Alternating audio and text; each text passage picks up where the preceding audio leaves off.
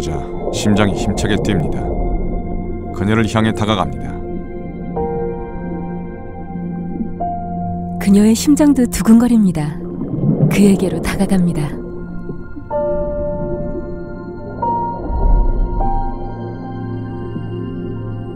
사랑은 아주 오래전부터 지속되어 온 강력한 힘입니다.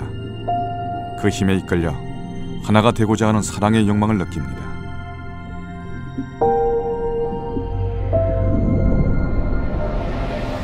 생명 탄생의 이야기, 그 시작은 만남입니다.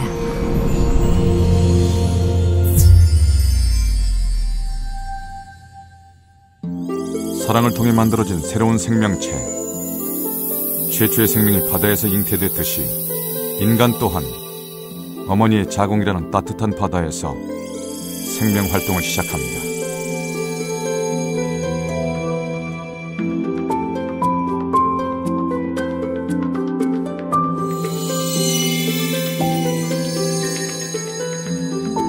어머니의 자궁은 수정에서 출산까지 266일 동안 펼쳐지는 신비로운 생명 탄생 드라마의 무대입니다.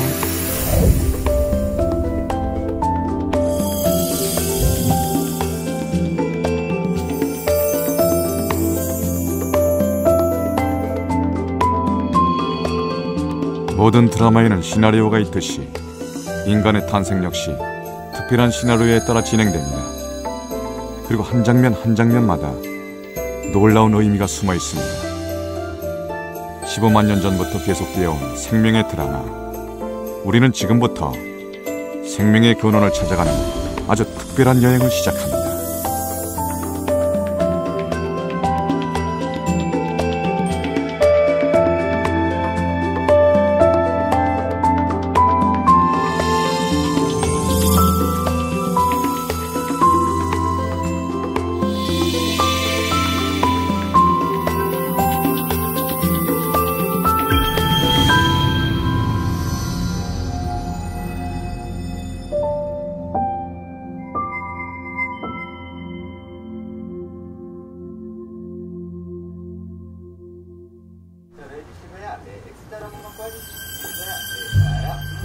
특별한 사진 촬영이 있는 날입니다.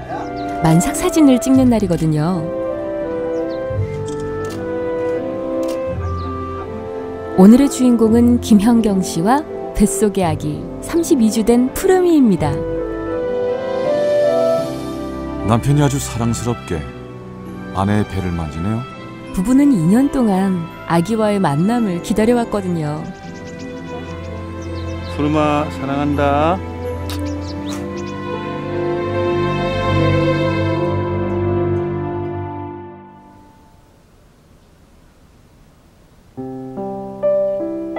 빨간색으로 선명하게 나타난 두 줄.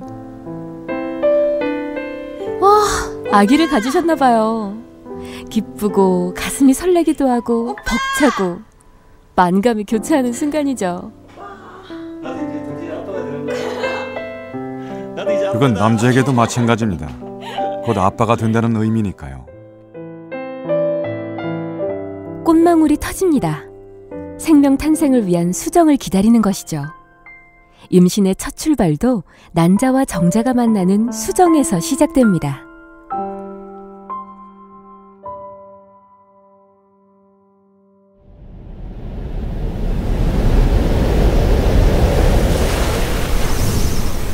그런데 난자와의 만남을 위해서 정자는 뜻밖에도 아주 힘든 여행을 해야 합니다. 건강한 남성의 경우 한 번 사장할 때 나오는 정제의 수는 약 3억 개. 정자는 가장 빠르고 가장 강력한 최후의 승자가 되기 위해 3억 대 1이라는 엄청난 경쟁을 뚫어야 하는 거죠.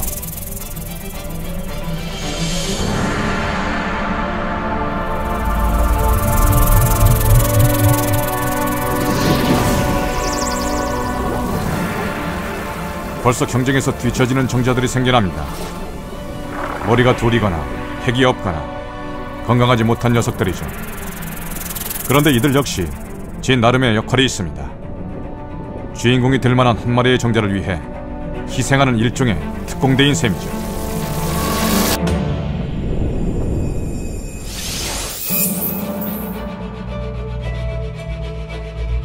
정자는 유전 물질을 포함하고 있는 머리, 중간체, 그리고 긴 꼬리로 구성되어 있습니다.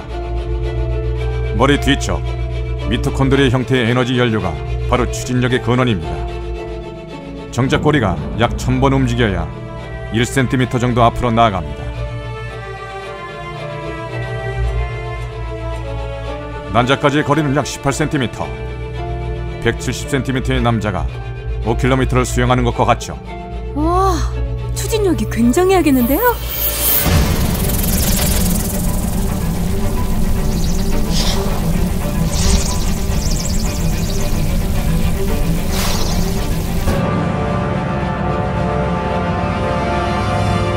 자궁 경부. 이제 정자들은 또 한 번의 어려운 난관을 넘어야 합니다. 자궁 경부가 열리는 것은 배란기 전후 단 며칠 동안.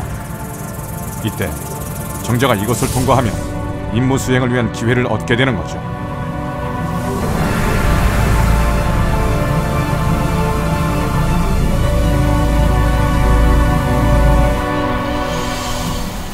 자궁 경부는 점액으로 가득 차 있습니다. 있는 힘을 다해 꼬리를 움직여야 이것을 통과할 수 있죠. 힘없는 녀석들은 점액을 따라 그대로 몸 밖으로 배출되고 맙니다.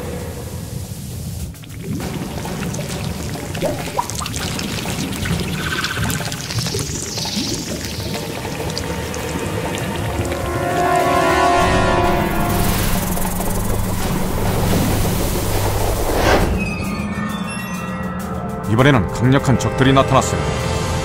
무시무시한 백혈구들입니다. 외부 침입자를 감지한 면역체계의 발동으로 출동한 백혈구들은 가차없이 정자들을 삼켜버립니다.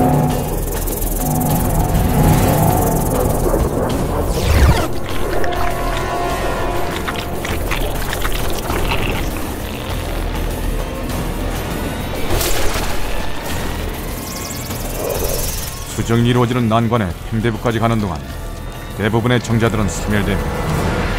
어머, 이번에는 갈림길이네요?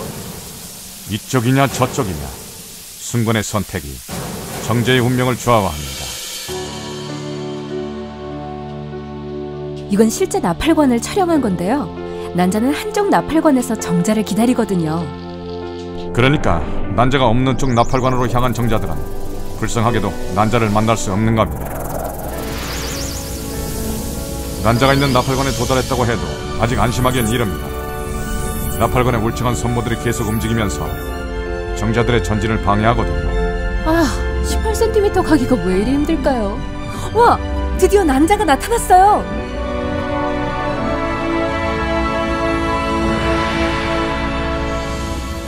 사막마리의 정자 중에서 겨우 500마리 정도가 살아남아 난자 근처까지 갑니다.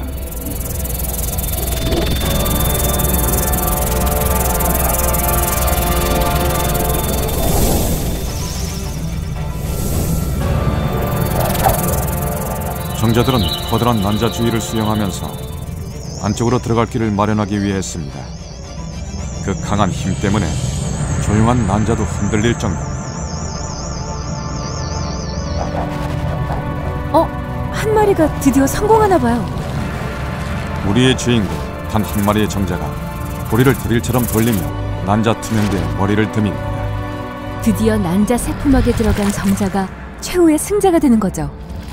그리고 그 순간 난자는 투명대를 굳혀 다른 정자의 접근을 완전히 봉쇄합니다.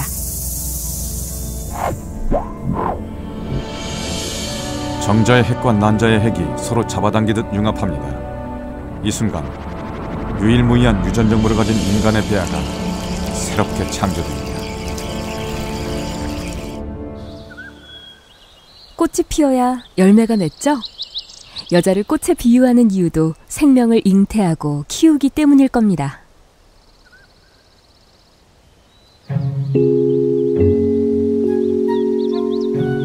그래서 여자의 자궁을 생명의 고향이라고 말하기도 합니다.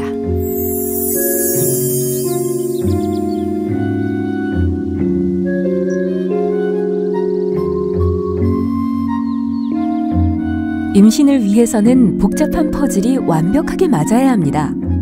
가장 중요한 조각 중 하나는 바로 난자입니다. 여성은 한 달에 한 번, 가임 기간 동안 약 200에서 400개 정도의 난자를 배출하는데요. 그 중에서 몇 개만 수정이 되어 생명이 됩니다. 난자가 배출되는 과정, 즉 배란 과정도 결코 단순하지만은 않습니다. 그리고 그 출발점은 난소가 아니라 바로 뇌입니다. 뇌하수체에서 분비되는 호르몬이 난소에 신호를 보내면 15개에서 20개의 미성숙 난포들이 성장하기 시작합니다. 이 신호에 반응해서 마침내 단 한 개의 난자만 크게 성장하게 되죠. 정자처럼 3억 대 1의 경쟁을 뚫는 건 아니지만 난자도 나름 시험을 거치는군요. 말하자면 배란 전의 오디션을 거쳐 충분히 성숙한 난자를 배출한다. 인체가 고안해낸 고도의 전략인 셈이죠.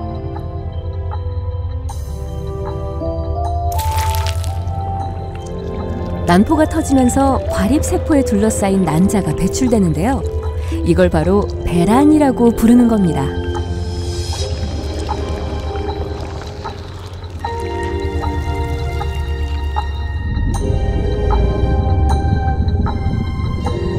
배란된 난자는 깔때기 모양의 나팔관으로 천천히 이동합니다. 나팔관에서 이틀 정도 정자를 기다리며 점막을 따라 자궁 쪽으로 서서히 옮겨갑니다.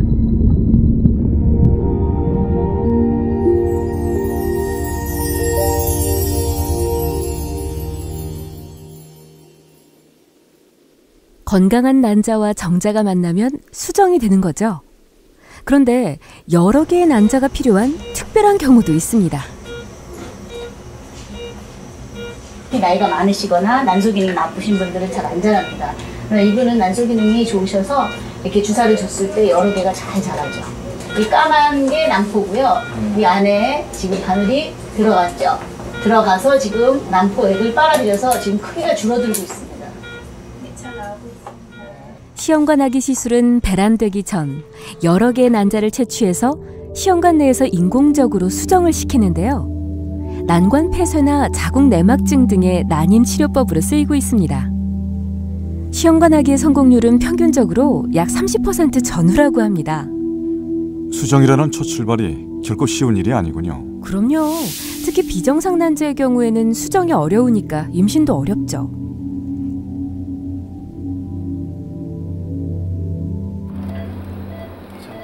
그리고 임신의 또 하나 중요한 요소는 바로 자궁의 건강입니다. 실제 자궁의 모습 보신 적 있으세요? 물론 없죠.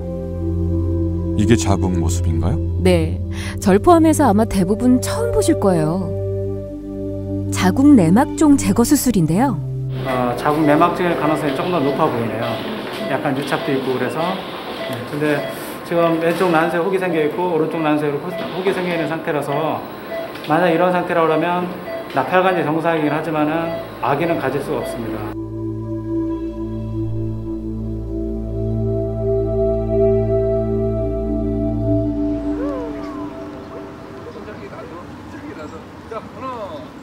남자와 여자가 만나 사랑을 통해 결실을 맺는 게 임신이니만큼 남성의 건강 또한 중요하겠죠.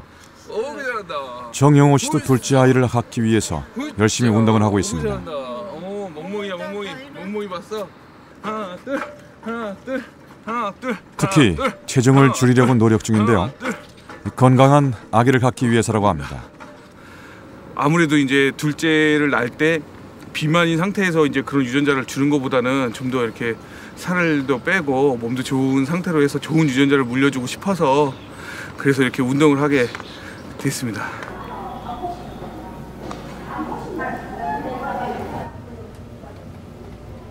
건강한 아이를 갖기 위해 노력 중인 정영호 씨. 지금 그의 건강 상태는 어떨까요?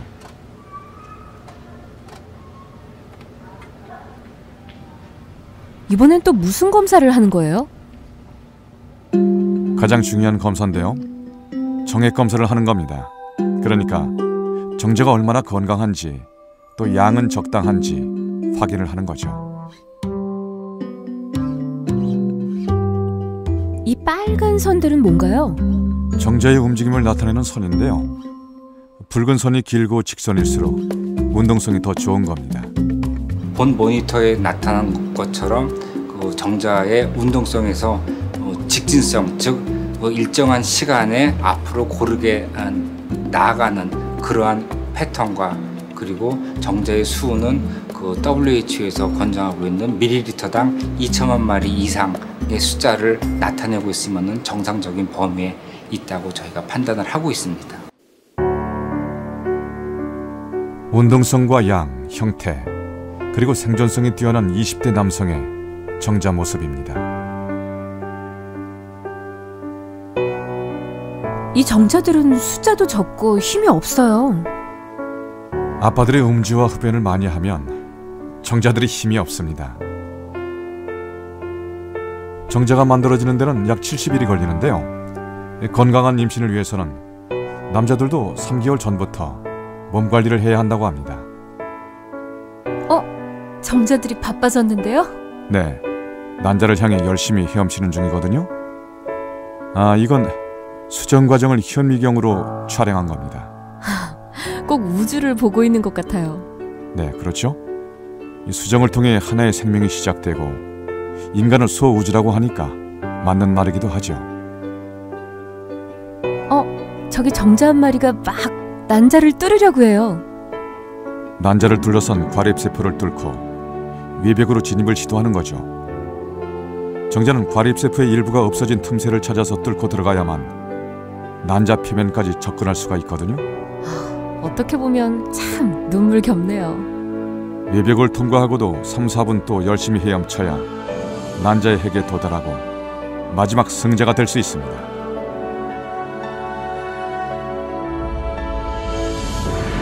정말 어렵게 만난 난자와 정자. 수정이 이루어지면 그야말로 하나의 생명체가 되는 건데요. 수정란은 난관의 점막을 덮고 있는 미세한 선모에 의해서 자궁을 향해 이동합니다. 이동을 하면서 수정란은 난할이라는 중요한 과정을 거치게 되는데요. 2개에서 4개, 8개, 16개, 32개의 세포로 늘어납니다. 그 후 안에 주머니 같은 것이 보이게 되면 포배라고 부르는데 일부는 배아가 되고 일부는 태반으로 분화됩니다. 그리고 자궁 점막에 붙기 위해서 껍질을 벗습니다.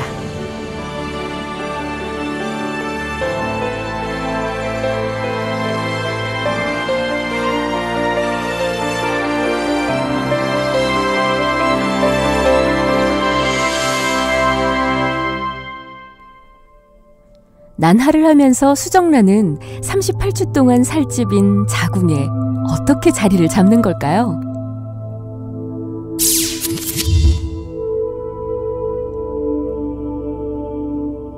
우선 자궁강 안으로 들어가기 위해서는 난관의 좁은 통로를 지나야 합니다.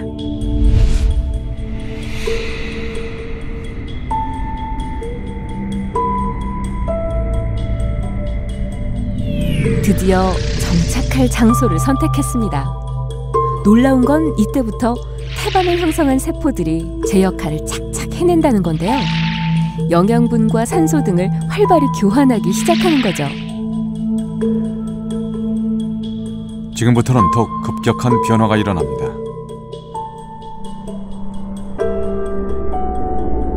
삼주에는 안쪽은 내장기관으로, 중간은 뼈와 근육, 바깥쪽은 뇌와 척수, 신경세포로 분화하게 될 외배엽, 중배엽, 내배엽 세포들이 왕성하게 분화합니다.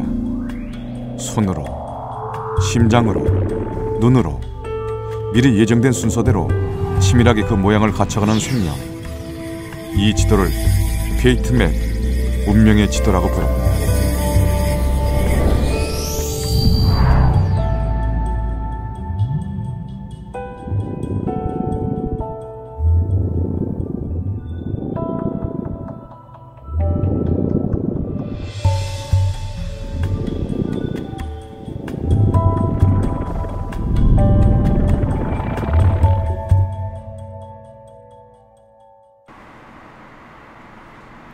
검진을 받기 위해 병원을 찾은 김현경 씨.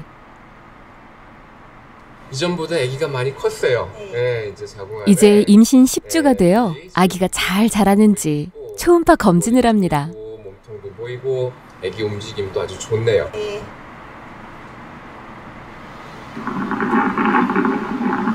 이전에 비해서 심장 뛰는 것도 훨씬 더 건강하게 잘 들리는 것 같네요.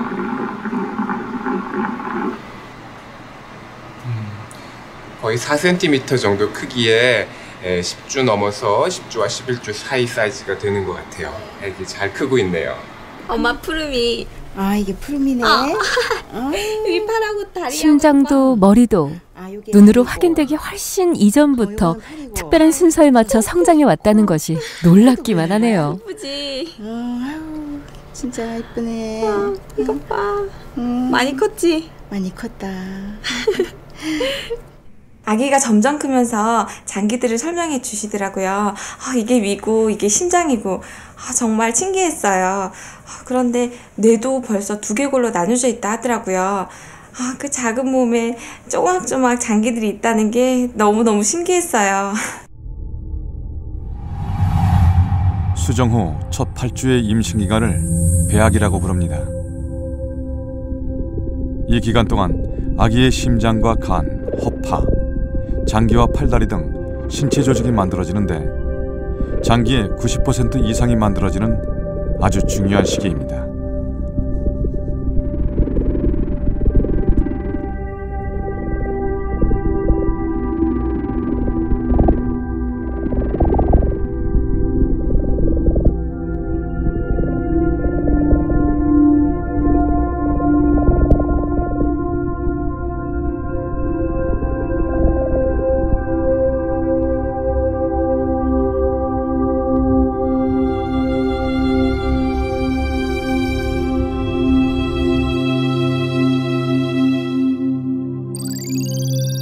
배아의 장기는 뇌와 중추신경계가 가장 먼저 생기고 심장과 눈, 귀의 순서로 발생합니다.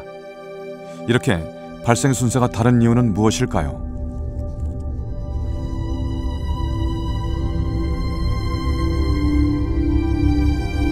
(3주가) 되면 조그만 배아에 핏줄이 보이기 시작합니다. 그리고 관처럼 보이는 심장이 생깁니다. 심장이 뛰기 시작합니다. 뇌가 없으면 심장이 뛸 수가 없죠. 이것이 뇌가 먼저 발생하는 이유 중 하나입니다. 심장이 콩콩 예쁘게 뛰어요. 5주가 되면 심장의 모양이 성인의 것과 유사해지죠.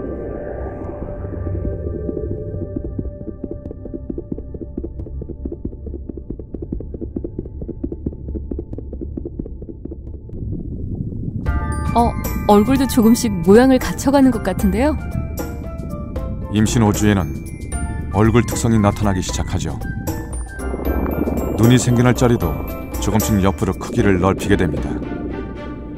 무엇보다 큰 특징은 팔과 다리가 생겨나기 시작한다는 겁니다. 그러니까 저게 동그랗게 생긴 것들이 팔과 다리가 된다는 거죠?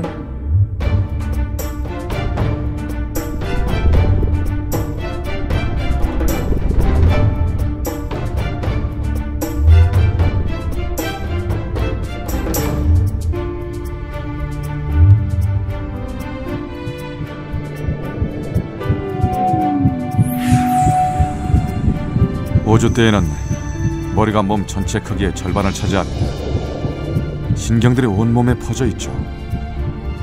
신경관을 둘러싼 세포들이 바로 척수가 되는데, 척수는 운동과 감각신경들이 모두 모여있는 곳이라고 할 수 있습니다. 더욱 놀라운 것은 신경관이 만들어지면서 곧장 1분에 무려 50만 개의 뉴런들이 새로 만들어진다는 겁니다. 하루에 7억 2천만 개나 되는 뉴런들이 만들어지는 거죠. 그리고 6주가 되면 뉴런과 뉴런을 잇는 시냅스가 만들어집니다.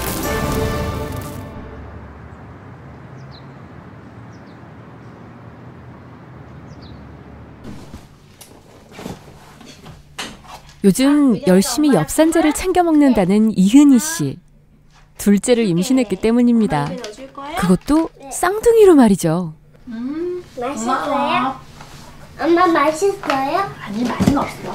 왜요? 자, 민영아, 동생한테 어떻게 해야지? 인사 어떻게 해야지, 민영이가? 뽀뽀해줘. 네. 뽀뽀. 두 번. 그치. 왜 두 번 했어요? 아기가 2명. 아기가 2명이라서요. 그래야지. 아기가 2명이라서요. 긴장하지 마시고요. 첫 아이를 가지기 전 이은희 씨는 난임으로 마음고생을 했는데요. 냉동배아 이식으로 첫째 아이를 가질 수 있었습니다. 자, 잘 나오고 있습니다. 냉동배아 이식을 위한 첫 번째 단계는 엄마의 난자를 채취하는 겁니다. 아유, 많이 아프셨죠? 끝났죠, 선생님? 네, 다 끝났습니다. 네. 고생 많으셨습니다. 감사합니다.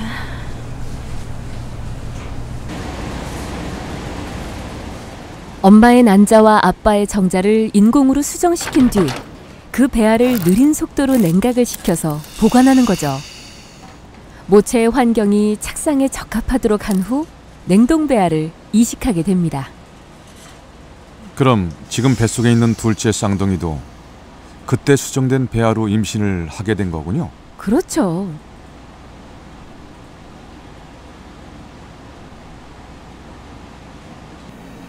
(5년) 전에 시험관으로 이제 부만하셨고요. 이제 냉동배아 이식을 올해 9월 3일 날 냉동배아 이식을 해서 이제 쌍둥이 임신이 된 상태죠. 그런데요, 둘째를, 그것도 쌍둥이를 가져서 정말 기쁘지만 요즘 이은희 씨가 힘들어하는 게 있습니다.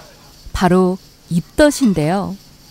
4살짜리 아들이 있으니 음식을 안 할 수도 없고 할 때마다 음식 냄새 때문에 한바탕 곤욕을 치러야 하는 거죠.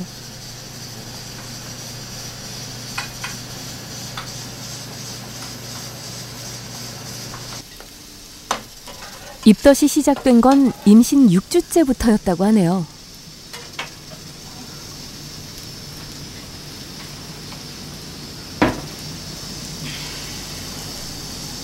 지금 제가 아직 임신 이제 10주 좀 못 돼서요. 아직 입덧이 안 끝났거든요. 그래서 냄새를 맡으면 좀 속이 안 좋아서요.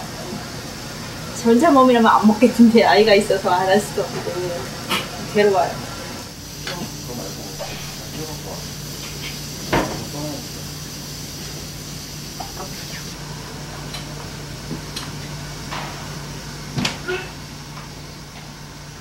엄마가 되는 길은 참 멀고도 험하네요. 그런데 입덧은 어떤 느낌이에요? 입덧은 흔히 멀미에 비유를 하죠. 롤러코스터를 탈 때 느끼는 현기증이나 멀미를 생각하면 어때요? 이해가 좀 되세요? 그 느낌은 잘 모르겠지만 이런 이야기는 알고 있습니다. 어떤 학자들에 의하면 입덧은 일종의 면역 반응 같은 거라고 합니다. 모체의 입장에서 보자면 태아도 일종의 침입자나 마찬가지다. 자신의 조직과는 전혀 다른 조직에 대한 자연스러운 거부 반응이 바로 입덧이라는 거죠. 아, 그럴 수도 있겠네요. 다행스러운 건 대부분 임신 중기가 되면 입덧이 사라진다는 거죠. 엄마로서는 참 힘든 일이기는 하지만 어떻게 보면 엄마 나 여기 있어요 뭐 이렇게 뱃속의 아기가 자신의 존재를 알리는 신호라고 볼 수도 있을 것 같아요.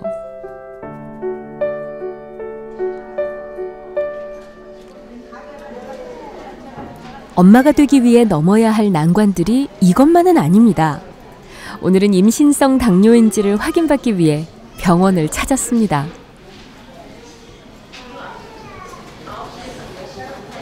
특별히 증상은 잘 모르겠는데요. 검진을 해보면 혈당이 높게 나오고 또 소변에서 당이 검출된다고 하니까 혹시 아이한테 이상이 있지 않을까 좀 많이 불안하고 걱정스러워요. 냉동배아 이식으로 어렵게 임신한 쌍둥이. 그러니 이은희 씨가 뱃속의 아이들에게 쏟는 관심은 클 수밖에 없습니다.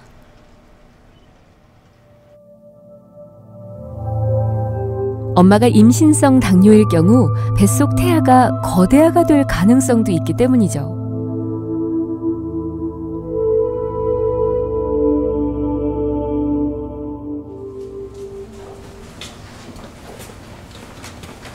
관심을 갖고 조심했으니까 괜찮겠죠?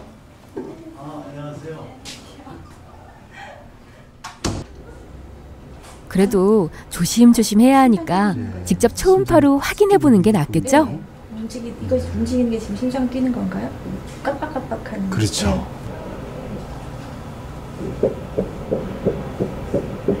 잘 뛰었어. 네. 심장도 잘 뛰고 있죠. 네. 머리, 이제 손, 발 그리고 이렇게 나가는 게 탯줄이죠. 그래서 아주 정상 모양입니다. 자궁이 이렇게 보이고 있고요. 자궁 안에 이제 태낭이 하나, 둘. 그래서 이제 쌍둥 임신이라는 걸 알 수 있습니다. 다행히 엄마와 뱃속의 쌍둥이 모두 위험한 고비를 넘긴 모양입니다. 이대로라면 건강한 아기들과의 첫 만남을 기대해도 되겠죠? 아이의 심장 소리에 울고 웃고 38주 동안 뱃속의 아이와 엄마는 하나의 생명체와도 같습니다. 탯줄로 연결되어 있기 때문이죠. 태아의 배꼽과 연결된 태반은 자궁벽에 만들어진 태아의 생명 유지 장치입니다. 태반을 통해 모체와 태아 사이의 물질 교환이 이루어지는데요. 엄마로부터 영양분과 산소를 받고 태아의 노폐물도 이 태반을 통해 배출되죠.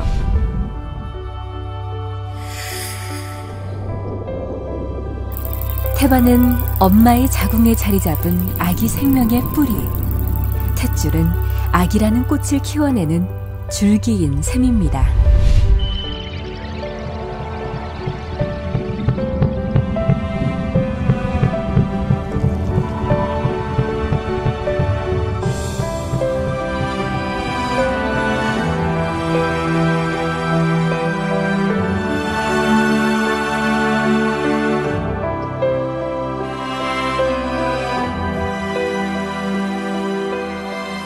태아의 장기는 순서에 따라 발생하고 배아기를 지나 계속 성장합니다. 그런데 배아기는 장기의 90% 이상이 발생하는 시기, 따라서 이 과정이 제대로 이루어지지 않으면 기형의 위험도 커지게 됩니다.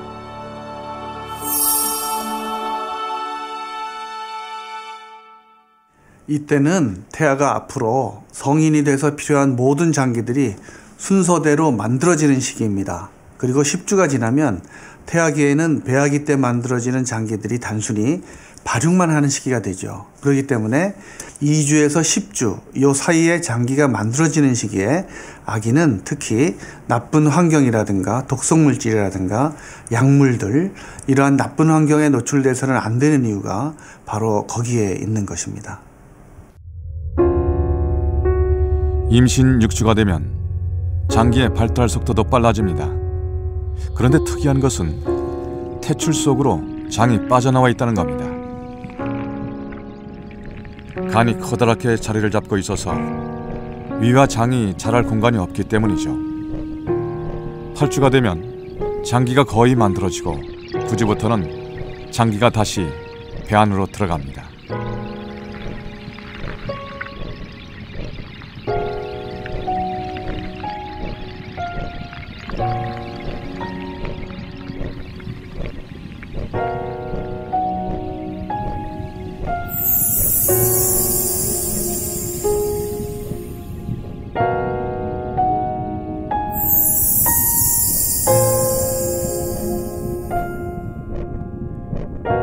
(12주가) 되면 성인의 위치와 같은 곳에 자리를 잡게 됩니다.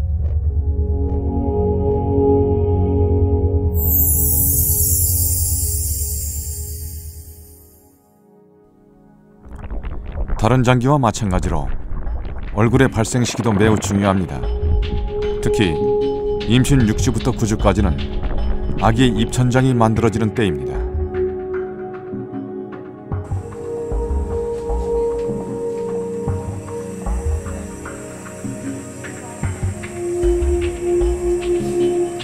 생후 6개월이 된 정우. 지금 막 큰 수술을 끝냈습니다. 엄마는 미안한 마음과 안타까움에 한순간도 아기의 얼굴에서 눈을 뗄 수가 없습니다.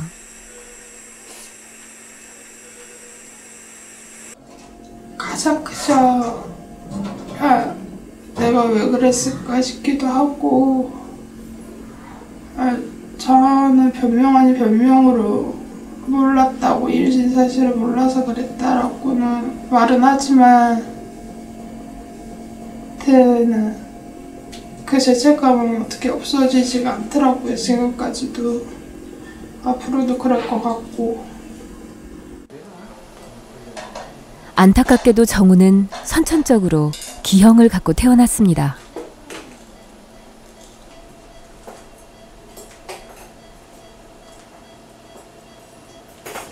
제가 두 가지 수술을 했습니다. 횡격막에 날 때부터 구멍이 있어서, 지금 오른쪽에 구멍이 있어서 간이 올라와 있어요. 그래서 그거를 바로 잡아줘야 되기 때문에 횡격막 수술을 하나 했고, 또 하나는 위로 수술을 했습니다. 얘가 9개월 때문에 한 1년 동안 못 먹게 돼 있어요. 그래서 튜브로 먹고 있는데, 튜브보다는 우리가 위로 수술을 만들어줘서 위에다 직접 주는 게 훨씬 더 편리합니다. 그래서 그 두 가지 수술을 해준 거죠. 그래서 간을 밑으로 내려놓고, 그 다음에 이 구멍을 우리가 문합을 합니다. 그러면 횡격막 모양이 동그랗게 되겠죠. 그래서 이게 폐도 누르기 때문에 기능성 문제도 있습니다. 횡격막에 구멍이 뚫려 간이 위로 튀어나오게 되는 횡격막 탈장과 얼굴이 만들어지는 시기에 입술과 입천장을 만드는 조직이 적절히 붙지 못하거나 제대로 유지되지 않고 떨어져 구개열이 생기게 된 겁니다.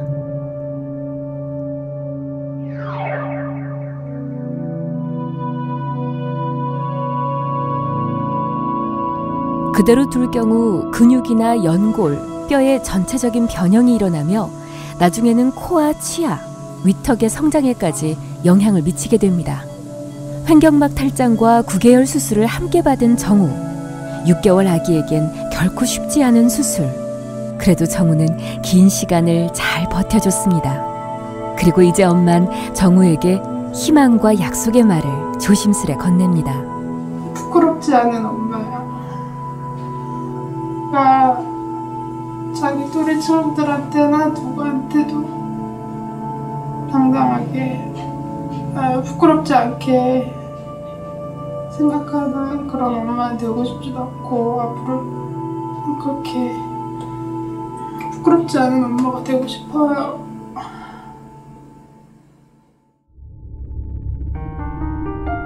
배아기는 기관 형성기라고 합니다. 기형 물질에 의한 선천성 기형은 임신 8주까지, 즉 배아기 동안이 가장 위험한 시기입니다. 건강한 아이를 출산하기 위해 각별한 주의가 필요한 것도 바로 이 때문입니다.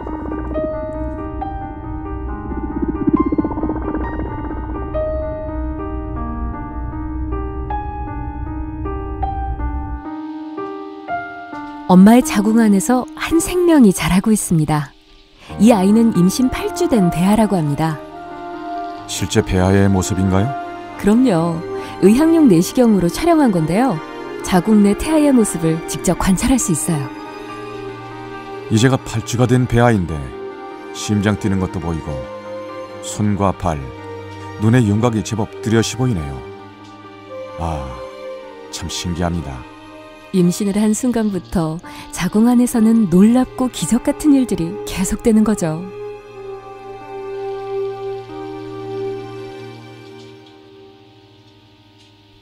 자신의 뱃속에서 생명이 자라고 있다는 징후를 느끼기 시작하면 엄마들은 매사에 더 조심할 수밖에 없겠습니다. 특히 엄마가 섭취하는 영양이 고스란히 뱃속 아이에게 전해지니까 먹는 것 하나도 소홀히 할 수 없죠. 조선시대 육아서 태교신기에도 뱃속의 자식과 어머니는 혈맥으로 이어져 있어 먹고 마시는 것이 자식의 살이 되니 어찌 삼가지 않으리요. 이런 말이 나오잖아요. 임신 38주라는 시간이 여자에서 엄마가 되는 연습을 하는 시간이구나 하는 생각도 드네요. 맞아요. 엄마라는 이름이 그냥 주어지는 건 아니거든요.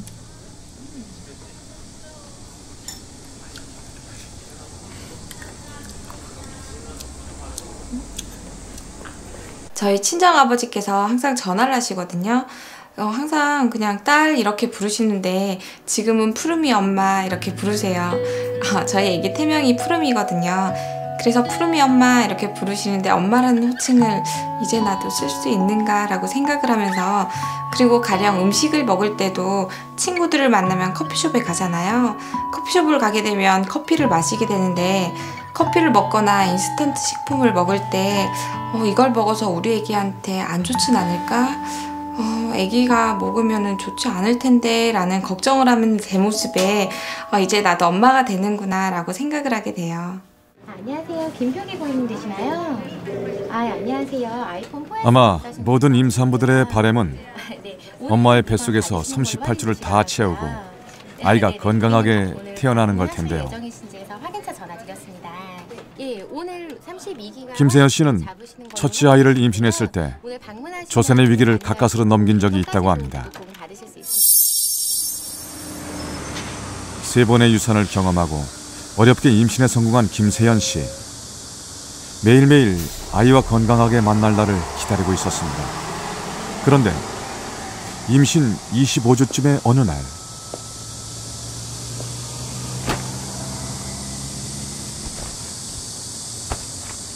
길을 걷던 중 갑자기 양수가 쏟아졌습니다. 이미 자궁 경부가 열리고 양막이 주먹만큼 튀어나와 아이가 그냥 나올 수도 있다는 위험한 상황이었다고 합니다. 호흡하시고요.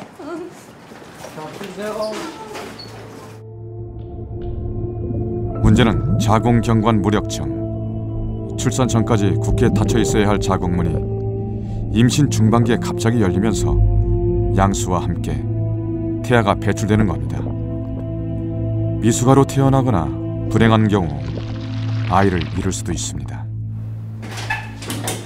슬찬아. 아이는 건강하게 잘 자라고 있겠죠? 그럼요. 출산은 힘들었지만 지금은 씩씩하게 아주 잘 자라고 있죠. 자, 보세요. 이게 뭐야? 어우나, 슬찬이 정말 귀엽다. 이렇게 예쁜 아기가 엄마 뱃속에서 힘든 고비를 넘겼네요. 아이도 아이지만 엄마 마음이 어땠을까? 상상만 해도 가슴이 아파요. 손이 어때? 슬찬이 손. 일단은 지키고 싶죠. 슬찬이가 먹은 맘마를 콩으로 나왔어요. 엄마니까. 지금 아이가 나오면 절대 안 된다는 사실은 본능적으로 아는 거예요. 일단 지킨다. 그 표현이 가장 좋은 것 같아요. 참담하죠. 2년 전에 임신이 정상적으로 유지되다가 임신 25주에 특별한 증상 없이 갑자기 자궁 경부가 열리고 양막이 흘러내려와서 저희 병원으로 응급으로 병원에 왔어요. 김세현 씨가 다시 수술대에 올랐습니다. 이번에는 임신 13주 차인 둘째 아이를 위해서입니다. 자궁경관 무력증으로 인해 임신 중기에 들어서면 양막과 함께 아기의 발등이 빠져나오거나 양막 파열로 인한 조선의 위험이 있기 때문입니다. 위험한 상황이 오기 전에 미리 수술을 하는 거군요. 자궁 경부가 열리고 양막이 튀어나와서 양막이 거의 주먹만큼 튀어나와서 아주 위험한 상황이에요. 그래서 이게 실제 자궁 경부 모습은 아니죠? 그러며 여러분들께 더 정확하게 알려드리기 위해 실제와 아주 비슷하게 만든 더미를 제작한 거죠.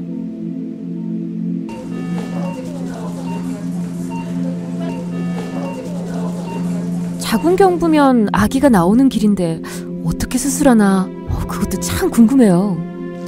쉽게 설명하면 느슨해진 자궁 경부를 단단하게 다시 묶어주는 수술입니다. 혹시 아기가 위험할 수도 있지 않나요? 그러니까 아기가 들어있는 양막을 건드리지 않고 자궁 경관을 잘 묶는 것이 바로 이 수술의 관건이죠.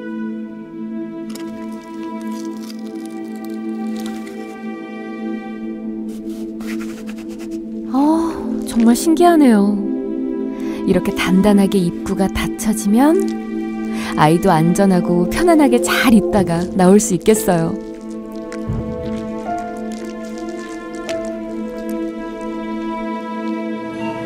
와, 수술 잘 됐어. 아주 다 이제 다 끝났어요. 감사합니다. 네. 지난번에는 수술할 때 그 응급 수술할 때 자궁 경부가 열리고 양막이 튀어나와가지고 위험했었는데 이번에는 양막 그렇게 튀어나온 거 그런 거 없어요. 저 위쪽에 있어서 아주 안전하게 수술 잘 됐어요. 수술 후 김세현 씨가 다시 병원을 찾았습니다. 심박수라든가 성장 속도나 이런 것도 다 정상이에요. 여기 이 까만 부분이 양수로 채워진 부분이고요. 양수 양은 충분해요. 적당합니다. 아이가 건강하다니까 마음이 놓이네요. 정말 어렵게 지켜낸 아이니까 얼마나 더 보고 싶고 만날 날은 또 얼마나 기다려질까요? 태박아 안녕? 우리 큰 수술 이후에 두 번째 보는 거네. 오늘 날씨가 추워서 더더욱 발을 동동 구르며 갔는데 우리 이쁜 아가 얼굴 보니까 힘이 나는구나.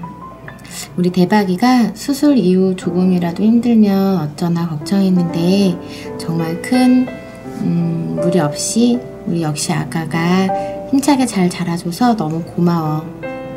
우리 빨리 또 보자. 사랑해. 엄마에게도 아기에게도 38주 266일이라는 시간은 함께 고비를 넘겨가며 서로의 건강한 만남을 기다리는 세상에서 가장 행복한 시간이 아닐까.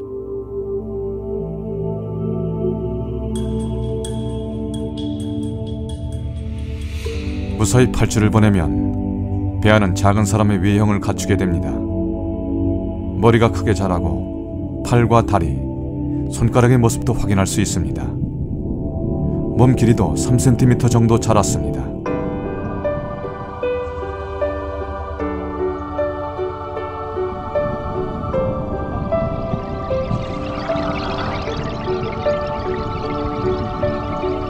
이 시기에는 심장박동과 호흡, 근육을 주관하는 뇌가 발달합니다.